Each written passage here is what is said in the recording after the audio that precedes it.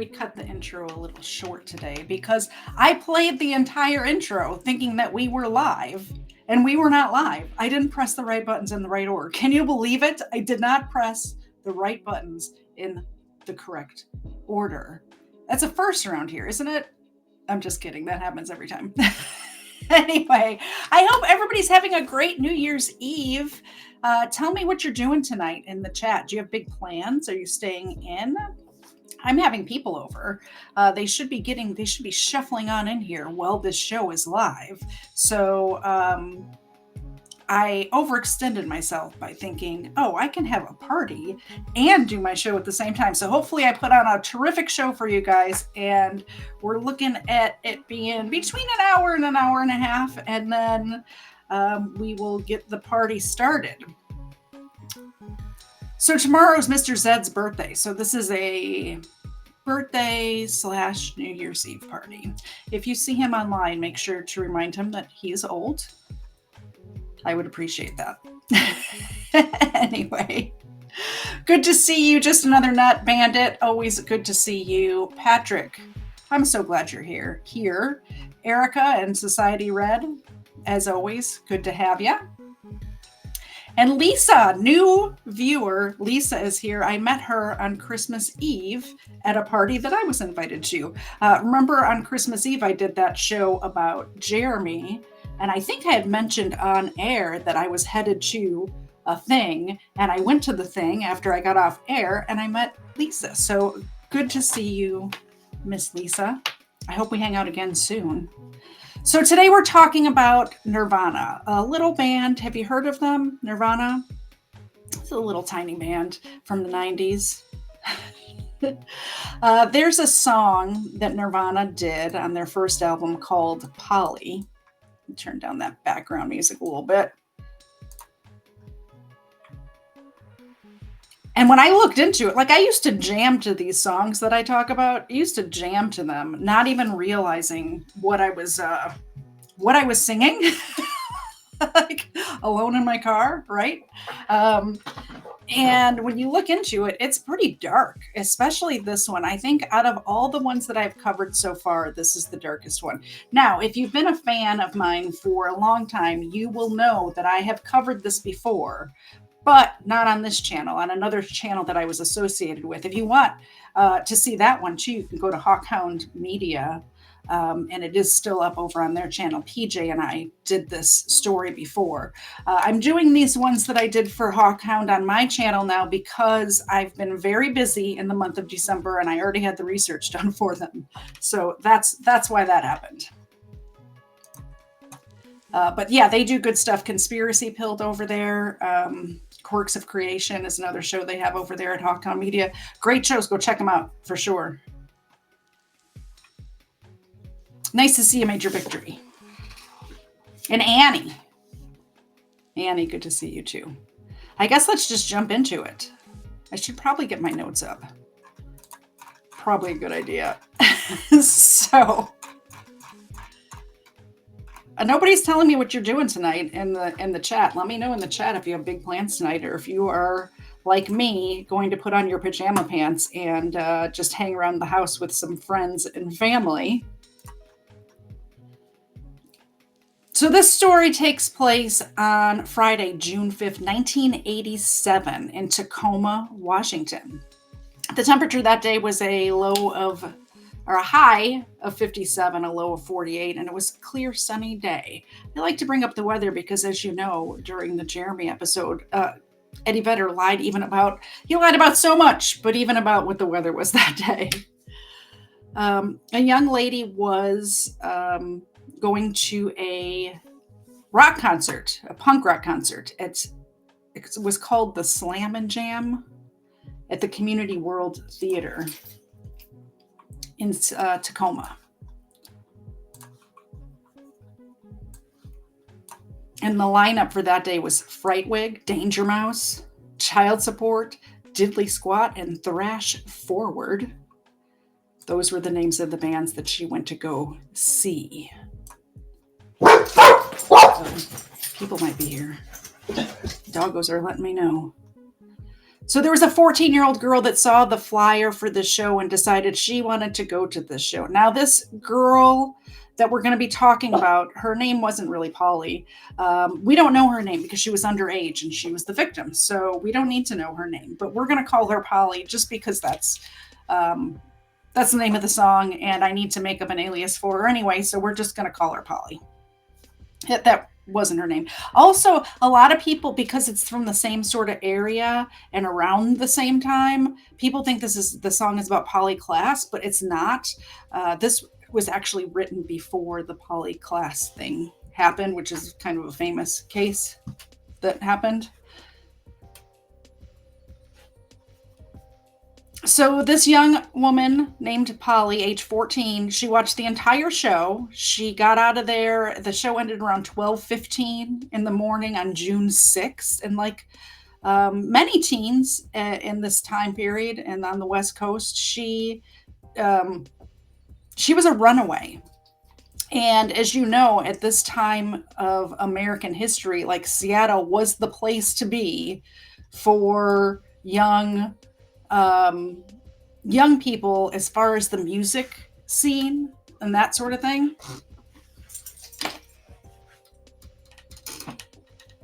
I think Annie's and Lisa have the right idea about just staying home, playing board games. That's my plan tonight, for sure.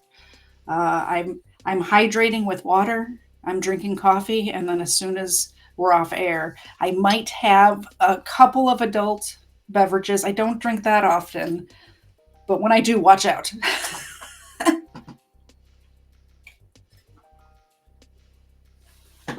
So Polly, she was young, she was alone, she was 14 years old.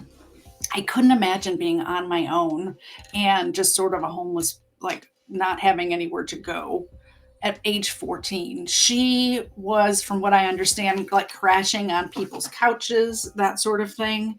But she was a runaway, so she didn't have a steady home to go back to. She ended up in the Seattle area because that's where the music scene was. She wanted to be part of it. The same sort of thing like San Francisco in the 60s and 70s. Kids would flock there. In the 90s, it was Seattle. Handy's here. Hi, Handy.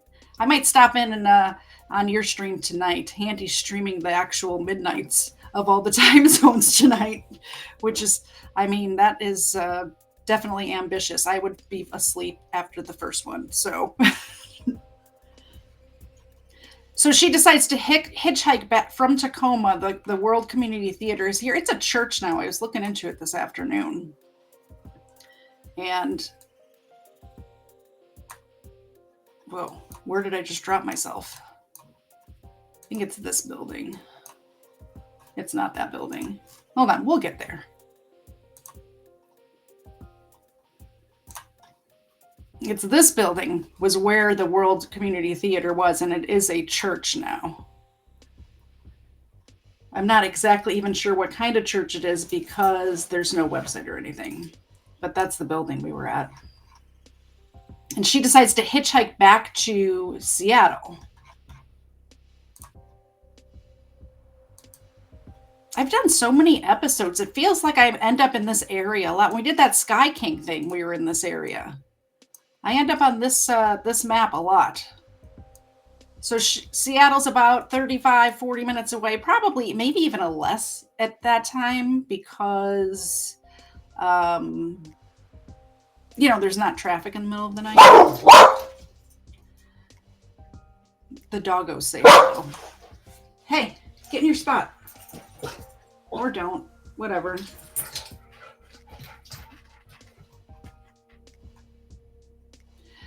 So unfortunately, a 50-year-old stranger picked up Polly. His name was Gerald Friend, which is kind of ironic because he was definitely not a friend to anyone. But his last name was Friend, and he was 50 years old in 1987, and he picked up this 14-year-old little girl hitchhiking by herself from Tacoma to Seattle at the middle of the night at 12:15.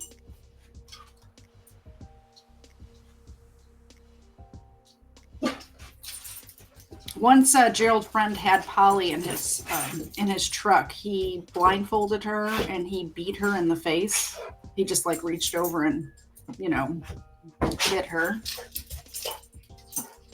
Something's happening in my house. I'm not sure what it is, but the dogs are letting me know about it. Holy cannoli. All right, hang out for a second, guys. I gotta take care of something. Hold on.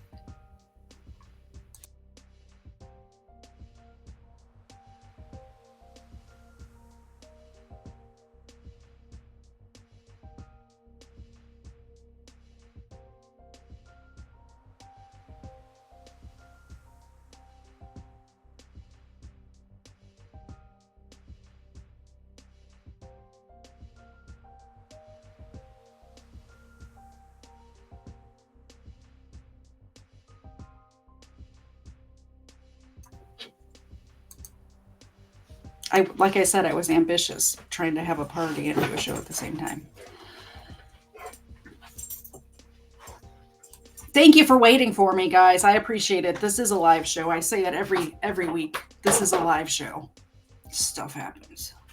Xena did stay. I was going to kick them both out, but I got Xena back in here because I know you guys are actually here to see her and not me. Xena, get in your spot.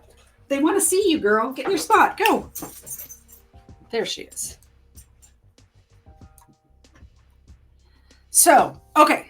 Let me reset the scene. We're in the truck. Gerald Friend, 50-year-old weirdo, picks up Polly.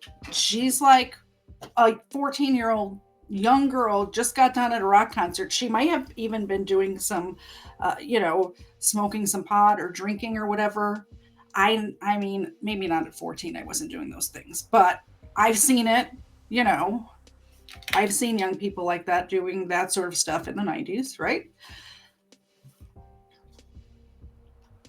So this kindly old man picked her up because he was worried about her getting home, and instead he beats her in the face, blindfolds her, takes her back to his trailer, where he held her captive for the next 24 hours.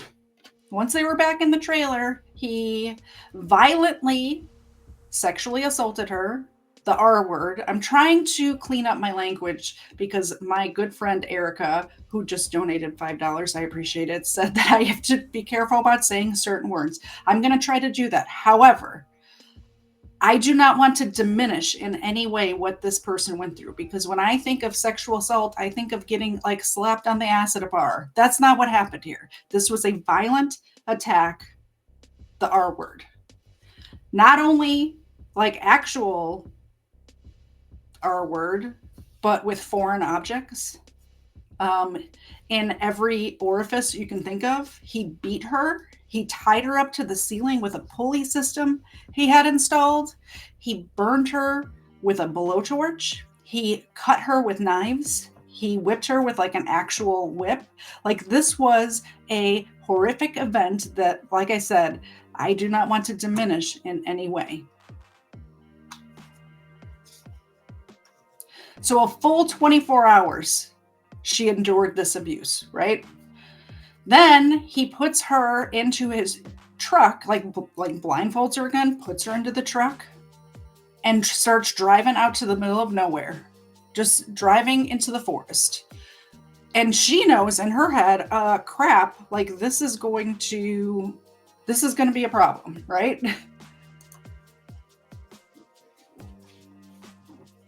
Because like, she saw him. She wasn't blindfolded the whole time. She decides, look, I got to get out of this because he's taking me to the forest to kill me, obviously. On his way out of town, he stopped at a gas station just south of Puyallup. Not sure if I'm pronouncing that right. If Handy's here, you can tell me. You're from that area. Am I saying that right? Puyallup. Anyway, either way, Polly took this opportunity where he stopped at the gas station to escape. I personally don't think that he was planning on kidnapping somebody that day. I think it was Puyallup. So the first time I actually said it right. I'm kind of proud of myself, not gonna lie. Puyallup. Puyallup. Puyallup.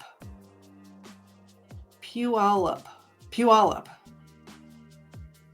I probably should have went over this with my friend Handy before I went live, but I didn't do that. She realizes she's got to get out of there. Like I said, I don't think he was going to. He wasn't out there hunting. I don't think. I think it was a crime of opportunity, right? I think that he just happened to be driving around at 12:30 in the middle of the night and sees a 14-year-old hitchhiking and is like, "This is my opportunity." I'm going to do this now. So he didn't have a full tank of gas. So he stopped at the gas station. Polly decided, look, I've got to get out of here and I've got to run. And she did.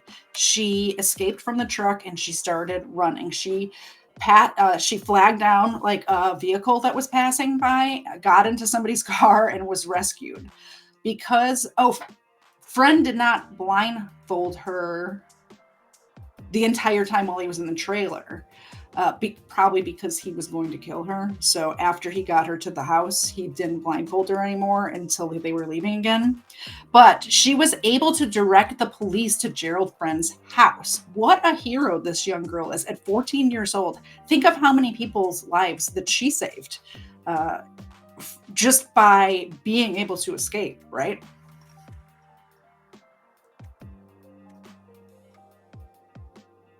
She was able to direct the police to his home.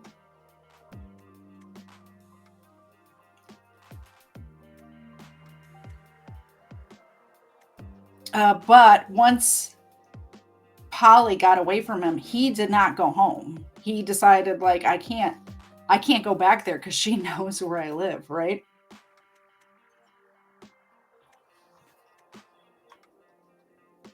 The police go to his house, though, and they search the place, and they find her clothing, her jewelry, that pulley system, the blowtorch, the whip, all of that stuff that she described was there. So they know, this is the right house. This is the right guy. We've got to find this MFer immediately if he's doing this to 14-year-olds. The police issued a warrant and did an APB to all the surrounding counties. And Gerald Friend was pulled over in Yakima, Washington. He was fleeing arrest at the time. He was fleeing the area. He was arrested. Gerald Friend's arrest made the local papers, where a young musician named Kurt Cobain saw the news article. Kurt's band at the time was called Skid Row. They weren't Nirvana yet. But they were scheduled to play at the Community World Theater the following weekend. So what a interesting, she was at the Community World Theater and he was scheduled to play the next weekend with other bands, Killdozer and Beat Happening, and then Skid Row, which was Nirvana at the time. The song was, Polly was originally titled Hitchhiker. Later, they changed it to Cracker, which is a great name for a song. And then they changed it to Polly before the release of the album. I'm going to play you some of the song while I get some dog biscuits ready because I see very generous people in the chat. Erica and Lisa, we will get dog biscuits. You will be entered into the drawing, which will take place this time next Sunday, which I think I'm going to do a Crime Land episode next Sunday. I'm not sure yet. We'll play it by ear.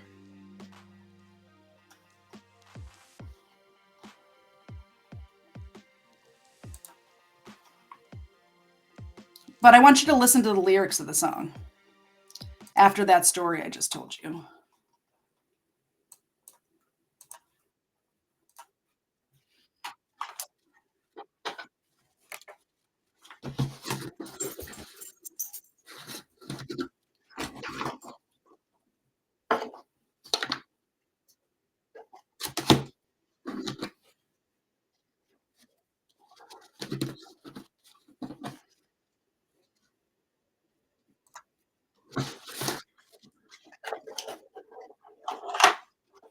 Get in your spot.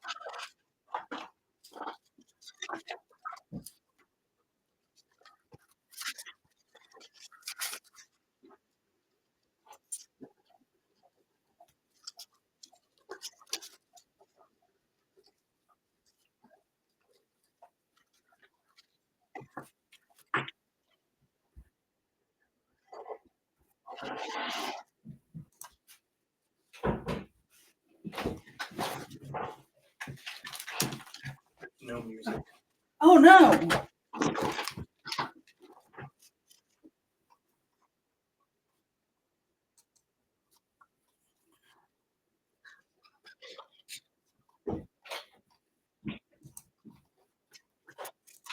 Mr. Zed just came in and let me know the music wasn't playing.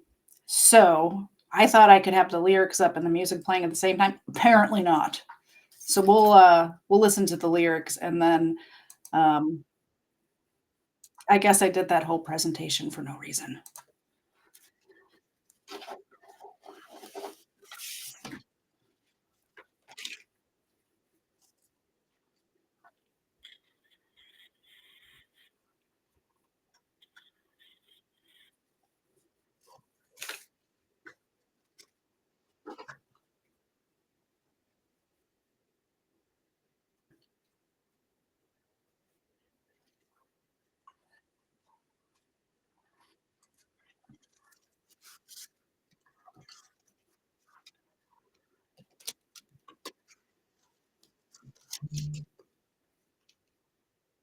Still nothing?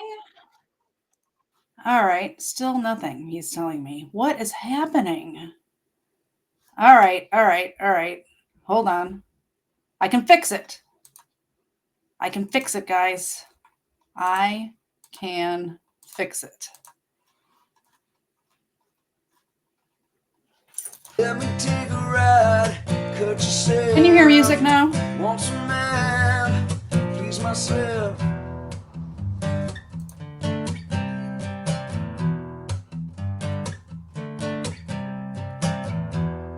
Polly wants a cracker. Maybe she would like some food. She asked me to untie her.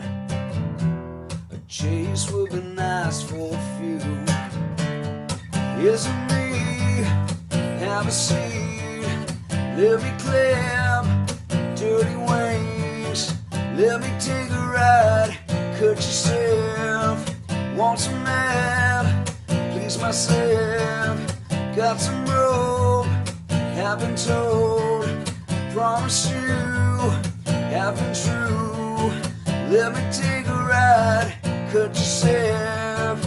Want some man, please myself. Polly said. Polly says her back hurts. She's just as bored as me. She caught me off my guard. Amazes me the will of instinct. Isn't me, have a seat. Let me clip dirty wings. Let me take a ride, cut yourself. Want some man, please myself. Got some rope, have been told. Promise you, have been true. Let me take a ride, cut yourself. Want some man, please myself. So that's the song. Hopefully you saw the lyrics. Sorry it took me so long to get it going. But at least you have an idea of what I'm talking about now, right? Right. I'm sure most of you have you heard the song before? I noticed when I look at the analytics, my audience skews younger than me, which is amazing. Welcome, kids. I'm glad you're into the same sort of stuff I am. But I assume most people have heard this song before.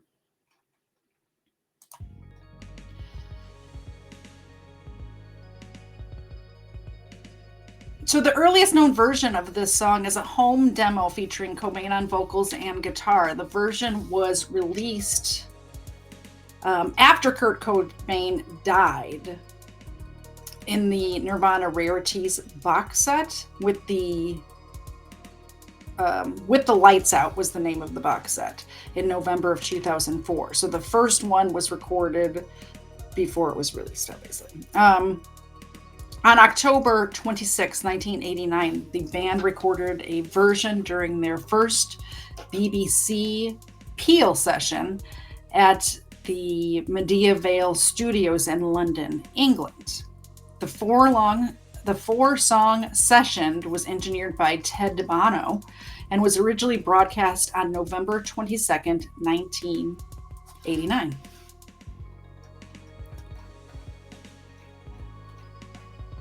And Kurt Cobain wrote the song from the rapist's perspective. He sings about the grotesque and violent events in a quiet, calm, extremely creepy tone. In an interview when Cobain was asked about the song and the lyrics, he explained that his inspiration for it was from the account of a brutal rape that he read about in a newspaper, which I believe was this one.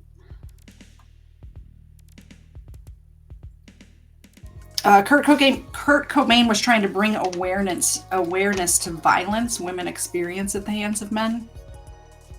When people were offended, Kurt Cobain said, "I like to write about other people and events. My own life is boring." So Gerald Friend was a predator with a very long history of violence against young girls. Oh, another thing that I didn't put it in my notes, but I in the research, when Kurt Cobain recorded this song, he used, even though they were doing a studio album at the time, he had an old guitar that he had gotten at a pawn shop for $30, and he recorded it on that guitar because there's not percussion, there's just him, the bassist. There's a little, I guess there's a little bit of percussion, but it's not like it's a very intimate song. He wanted to be very intimate, and he said using his $30 pawn shop guitar and just him and his voice made a sort of closeness between him and the audience, and he wanted people to feel that connection.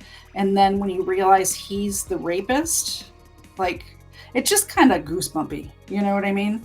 He said the guitar that he used to have to, it would go out of tune so fast that he would use duct tape on the tuning thingamajigs to keep it in tune.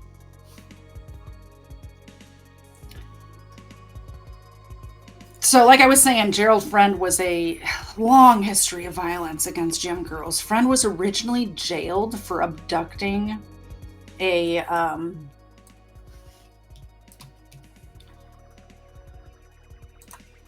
12-year-old girl from Sumner, Washington in July of 1960 when he was 22 years old. So siblings, Candace Compton and her brother, who was 13. So the girl was 13, the girl was 12, the boy was 13, had spent the day. So this is Candace and Robert Compton. They spent the day swimming at Bonnie Lake, and they were hitchhiking home when Friend picked up the siblings, but forced Robert out of the car at gunpoint as soon as he kidnapped them. He drove Candace to Mount Rainier National Park, where he beat her, he R-worded her, he cut her hair off. The 12-year-old eventually escaped by running away and jumping into the Carbon River. She swam to the other side of the river. Candace made it to the road on the other side of the river and flagged down a motorist. Really similar to what happened to Polly, right? She got away. Which the lyric in the song about a chase would be nice. A chase would be nice for a few. This has happened to him twice, where he's had to chase young girls in the woods. So creepy. Candace was able to describe her abductor's car in detail, and police found the car nearby and it was traced back to Gerald Arthur Friend. Friend was not in his car at the time, but a warrant was issued for his arrest. Police went to Friend's father's farm, but he was not there at the time. The authorities told his father there was a warrant out for the son. All right, we're going to take a quick break when we get back to when he was arrested the first time. But first, Xena needs some treats. We have some very generous people in the chat. Thank you to Erica, and to Lisa, and to Major Victory. I have 3 treats for Xena. If you would like to contribute to the show, you can do so by doing a super chat like these nice people did. You can do the buy me a coffee. I'll put the little QR code up there in the corner. And you can do a Rumble rant. All of my friends over there on Rumble. Ivan over on Rumble. Good to see you. I have Rumbles over here. You guys are here. Rumble's over here. I'm really hoping Rumble and Restream connect soon so we could just have everybody over here. Hey, Xena. I got some news for you, girl. There were some very nice people in the chat today, and they donated money to give you dog biscuits. I have them right here. Do you want them? Okay. You gotta sit up. Oh. Do you shake? Thank you. That one's from Erica. Is good? Okay. Do a touch? Thank you. That one's from Lisa. This good stuff? That's good stuff. Do one more shake. Now, other hand. There you go. That's for Major Victory.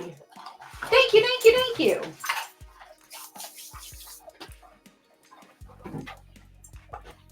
Xena thanks you. Unfortunately, we had to get rid of Ava because she was being a terrorist again. Quick story about Ava this morning, right? And then we'll get back to the story. So this morning, the mail guy comes, right?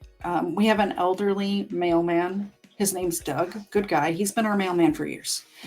And we had some packages being delivered because, like I was saying, it's Mr. Zed's birthday. So he had some packages coming. And the mailman comes up to our front porch, puts the packages down, goes to go back. He had parked, and we have a long driveway. So he doesn't usually pull in the driveway because our mailbox is out by the road. But he pulled in the driveway to bring the packages up to the porch. And Ava, the terrorist, sprints out the backyard to the fence. According to Doug, it looked like she was going to come over the fence. So he starts to kind of jog back to his truck and tripped and fell in our yard and hurt his shoulder. Ava tried to kill the mailman, is all I get from that. Tried to kill the mailman. So we heard, the Ring doorbell or whatever notifies us for movement. So Dave goes out to get the packages and sees our mail guy just laying in our front yard, sprawled out. We went out there. I gave him a bottle of water, made sure he got up okay. But yeah, when I tell you Ava's terrorist, I'm not making it up. You can also contribute to the show by going to katiez.com. If you would like to have some merchandise, you can definitely do that there. It is katiez.com. If you want to use the discount code IGGY5, that's IGGY5, you get 5% off of anything in the store. We have t-shirts, we have coffee mugs. The reason it's IGGY5 is because Stephen Ignoramus's merchandise is on there too, so you can get the Stephen Ignoramus merchandise also at katiez.com. But I know what you really want. It's the Overruled merchandise. These sweatshirts, these crew neck sweatshirts are very comfortable. I wear mine all the time. I have an Overruled one and a Crimeland one. We have the coffee mugs for Overruled and Crimeland. There's hats, there's wine glasses. There's also the little zippy cases if you need a new makeup case, or like you don't even have to put anything in there. They're nice. Anyway, that's the ad. Nobody sponsors me. I sponsor myself. Go buy the stuff. It's good stuff, I promise. I would not steer you wrong. Okay. So Gerald Friend, right? Let's get back to this guy. He's on the run from the cops now. He had just kidnapped the 2 kids, Candace and Robert. He kicks Robert out of the car because what he really wants is the young girl. Yeah. And the Candace gets away, swims across a river, which is difficult, even if you're a very good swimmer because of the current in a river. I've fallen out of a boat in a river before. It's not fun. Whitewater rafting. Not fun. She gets away. He's on the run now. He ditches his car, and the cops go to his dad's house because they know who the car belongs to, right? What are you doing? Okay, come on. You can say hi. Come on. Xena wants to say hi. She says thank you very much for the super chats. She very much appreciates it. All right, hop down. Hop. Get in your spot. Thank you. Go. In your spot. So the authorities, the cops tell the dad, hey, there's a warrant out for your son. Here's what he did. Spot. Thank you. 3 days later, Gerald's dad sees his son on the property in the tree line. So like across the field in the tree line, he spots his son.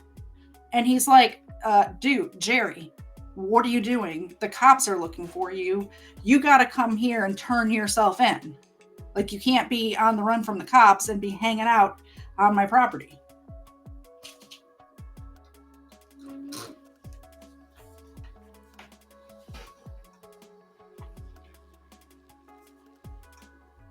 Gerald's dad approaches him and starts pulling him towards the house. Now, Gerald was injured. And he starts pulling him towards the house. Gerald pulls out a gun, and the 2 wrestle for the gun. The gun goes off, and it shoots Gerald in the leg. So now he's injured in the woods at his dad's house. So Arthur, dad, calls an ambulance for his son, because how are you not going to call an ambulance for your kid, whether or not he's wanted by the police or not? He just shot himself in the leg by accident. So he calls the ambulance. Of course, the police are notified as well if there's a gun that goes off. So the cops are going to go either way, whether he was wanted or not.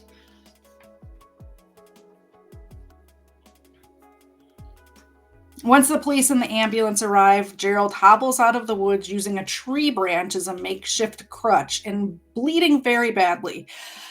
In my opinion, I think it might have been better if he just bled out in the forest right there. But that's not up to me. That's up to God. And that's not what happened. The police arrest him, take him to the hospital, treat him for the gunshot wound, make sure he's okay.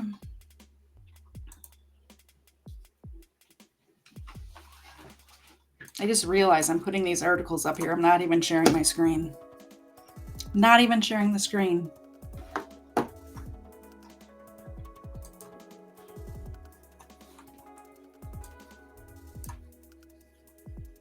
Gerald Friend was found guilty of first-degree kidnapping and rape of a minor. Dang it, I was trying not to say the R word because somebody told me I should not be saying that on YouTube. But you know what? It was that. That's what happened.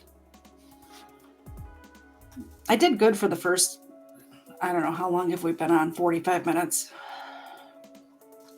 Anyway, he was sentenced to 75 years in Walla Walla prison. Oh, apparently I put a picture of Walla Walla prison in my notes. So that's Walla Walla. Well, at Walla Walla, Gerald Friend escaped twice. The second time. Does this not remind you of, what's his face? Oh my gosh. Ted Bundy. Ted Bundy escaped from prison a couple of times too, didn't he? It reminds me of Ted Bundy, this escaping from prison after violently raping and killing people. The second time was in 1978. So this is from the kidnap and sexual assault of Candace Compton. No time was added to his sentence for the prison escape attempts because I don't know why, but the parole board still decided to release him after serving only 20 years of his 75-year sentence, which is why he was out of prison when Polly was hitchhiking home from that concert. Why are we letting violent people out of prison? I'm not sure. So he was set free in 1980. He attacked Polly 7 years later. Friend was ordered to complete his sentence for the 1960 sexual assault and kidnapping. I should say violent sexual assault and kidnapping. And he was also given an additional 75 years for the Polly thing. He's now serving his time at Airway Heights Correctional Center, which looks like this.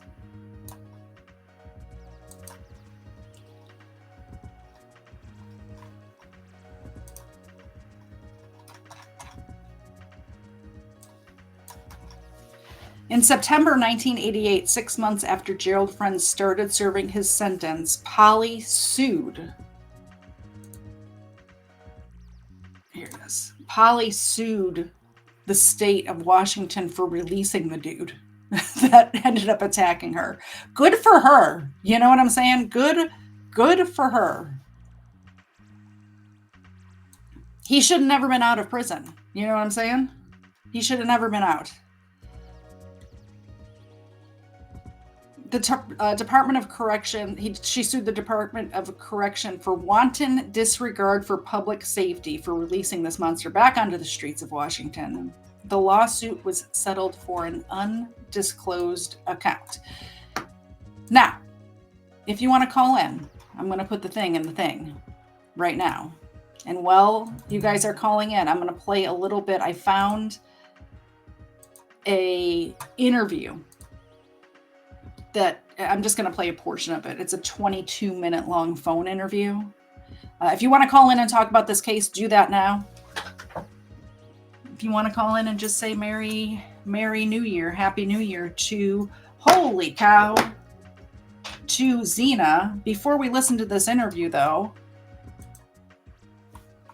let me do the pop out. Waffle Salter over there on Rumble. Very generous, sir. Says, Happy New Year to you and yours, Katie Z. 07 to you, sir. Xena gets treats. Waffle Salter gets entered into the drawing. Very generous donation from Waffle Salter over there on Rumble. Thank you. I appreciate it. 2 treats for that. 2 treats for that. Anything double digits, Xena gets at least 2 treats. Did you see that tail wag? I said her name. She knows it. Hey, Xena, do you want a treat? Do you want 2 treats? She wants 2 treats. Thank you, Waffle Salter. I appreciate it. Can you do a high five? That's awesome. Can you do a shake? That's awesome. Oh, she got my finger. She really likes these new milk phones I got her. Oh, and Lisa ordered a t-shirt, which means another milk phone, another one for Xena, because we got a t-shirt order. Awesome. Thank you.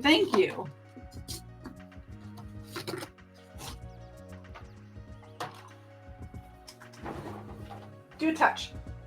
Perfect. Do a shake. Do a high five. All right.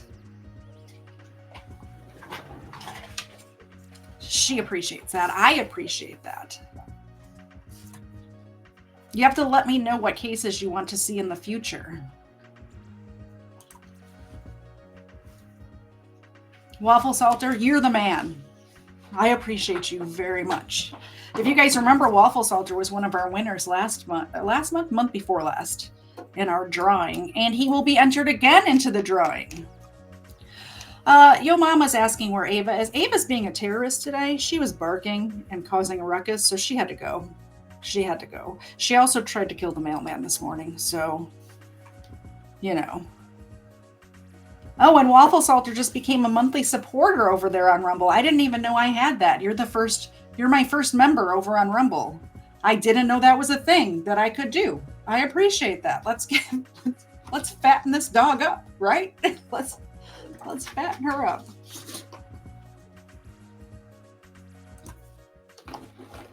Watch this. She can catch. Let's see if she'll do it. Ready? Totally missed. When she's on the spot, on air, she missed. It just hit her in the face. I promise she can catch. And a donation from Smith on Rumble for a bone for Ava. We will give Ava a bone. The bane of the mailman. All right, let's see if Xena will catch this time. Ready? She missed twice. She missed twice. All right, try it again. She's making me look like a liar. I promise she catches these all the time. I promise she does. Let me put this Rumble chat over here. I appreciate you guys over there on Rumble too. A bunch of people over on Rumble today. I appreciate you guys. Don't forget, if you want to call in, do that now. And we're gonna listen to a little bit of this interview. If you want to talk about this case or any case, if you want to, talk about anything, it's New Year's. And I have about 30 minutes before I have people coming over, so I have time.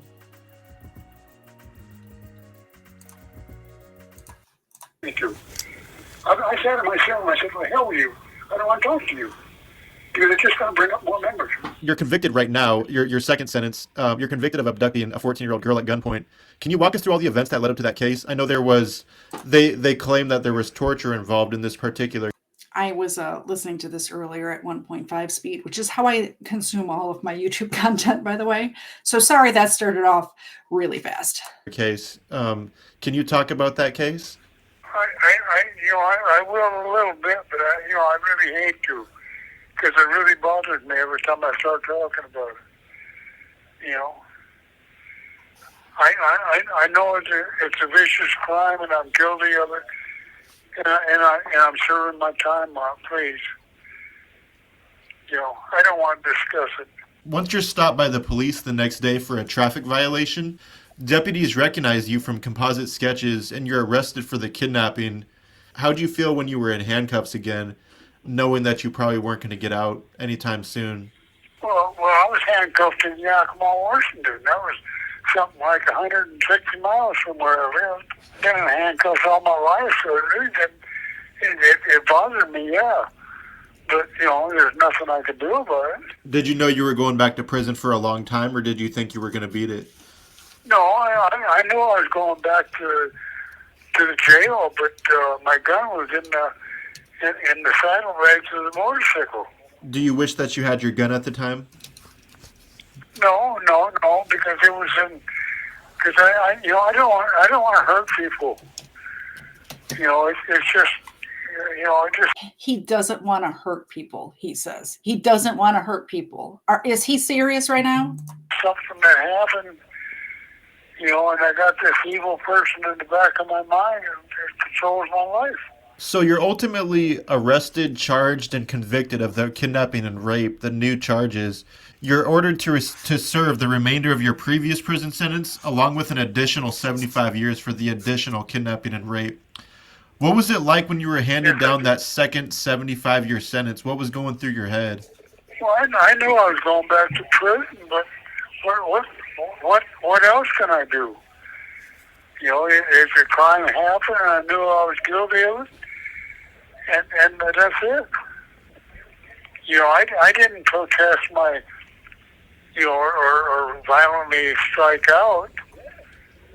I just. Ivan over on Rumble says that he should have been put down, which is exactly what I was saying. Like, I wish he would have bled out in those in the woods by his dad's house. Like, I wish like he had shot himself in the leg. If the ambulance had been just a little bit longer, we wouldn't even have this like he wouldn't even be able to speak at all. He seems so unremorseful in this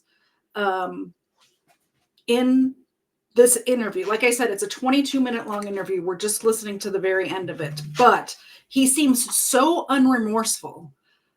It's not like, I've spoken before about Jeffrey Dahmer. He was obviously horrific crimes, horrific man, but I really think that he was sorry for what Jeffrey Dahmer I'm talking about, was remorseful and asked for forgiveness. And I believe in my heart, and it's not up to me, obviously, it's not up to me to offer forgiveness or whatever, but I think that Jeffrey Dahmer was actually remorseful for what he did and actually was repentant and turned to God before he was murdered in prison. This guy does not give a crap. This guy right here, no remorse at all. None. When I said they went ahead and accepted where I had to go. At one point in time, you were a suspect in the Green River killer case, right? Yes, I was. Did they question you or interrogate you back then? No. The only thing they did, they took all my evidence from my car and everything else and took it to the Green River Task Force. Did anything else happen after that, or did they just leave you alone? No, because see, I didn't even know about this, except that my wife found out about when she went down to get the car. It was a shock to you that you were a suspect in America's most infamous unsolved serial homicides? Yes, because right after that, then they arrested the Green River killer. But see, I told my wife to go down and get the car so she would have it. And when she went down to find out about it, they said it was at the Green River Task Force. And that's all I know about it. Ironically, you're locked up in the state of Washington where the Green River Killer is locked up. Have you ever had any interactions with him? Oh, yeah. I met him over in the hole, and, I didn't really get a chance to meet him, but I said hi to him as I walked by him. You didn't tell him that you were a suspect for his crimes at one point? No, because we was not allowed to talk. Because, see, he was down there on death row, and I happened to be in the segregation unit, and we just passed by each other, and you're not allowed to talk to each other.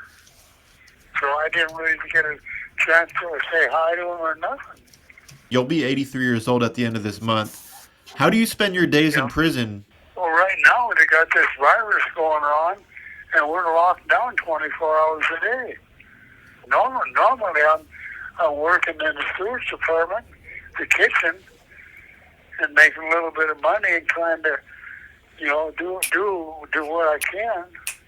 On a day-to-day basis, what do you do on a day-to-day basis to stay busy and to keep sane and to continue pushing on? What? Well, I was working from 10:20 in the morning until almost 9 o'clock at night. What were you doing for work? I was working in the main kitchen, serving food.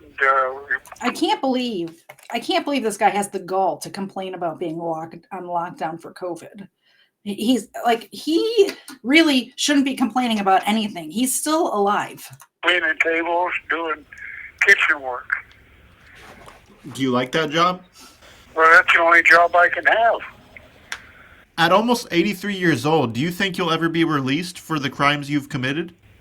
No, because I will never see the board until something like 10 years from now.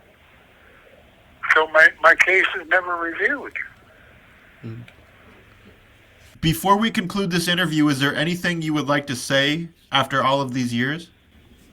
Yes, I don't believe in this legal system here in Washington. Because what happened to me, I should have had more rights in my hearing. I should have had more say-so, but I didn't. I didn't have no say-so, no nothing. I went to court and they told me to shut my mouth and they sentenced me to life. And that was it.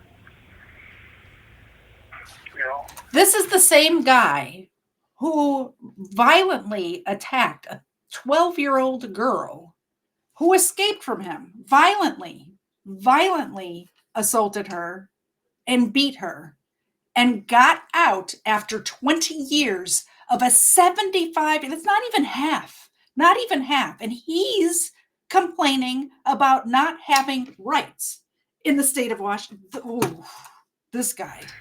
You know, they should have asked me what I felt.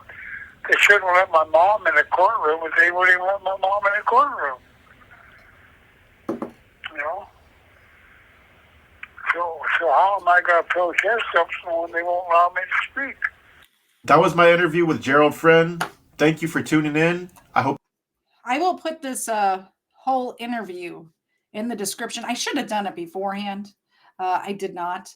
But it's like I said, it's a 22-minute interview. We listened to maybe 6 minutes of it. But that's Gerald Friend. That's the story of Polly. And I'm so glad that the young woman who we know as Polly did sue the state of Washington because they let him out early and she was attacked because of it. We need to keep these monsters in prison forever, and none of this parole after 20 years and no time added for escaping twice. Insane. I love the Rumble chat over here. You guys are brutal. These guys over here on Rumble are brutal. Wood chipper I saw in here somewhere. Also deserves to be sexually assaulted and tortured and beaten daily. Yes, absolutely. I agree with the Rumble chat tonight. I agree with the Rumble chat. Excuse me. I got a little worked up there. That's the show, guys. I hope you have a great New Year's. All of you who said that you were spending the night at home and cozying up with your loved ones playing board games. You're my kind of people. That's what I like to do. That's what I like to do for sure. And speaking of that, we have a game night coming up in January for members. We have a bunch of members now, so it'll be a busy night. I upgraded my Teams subscription or whatever to handle more people, so we can have a lot of different people playing our stupid criminal game on game night. I should look at the calendar. I did not update my. Remember last time I said I didn't update. I still haven't updated my board. I believe that game night is going to be on the 9th of December. So second Saturday in December. It will be after Hezekiah's show, probably starting around 8 o'clock. If you can't be here right on time, that's fine. Jump in anytime. So the 9th, we'll probably do a Friday night crime on the 8th. So we'll do the 8th, 9th, and 10th will be our busy weekend. I try to do one.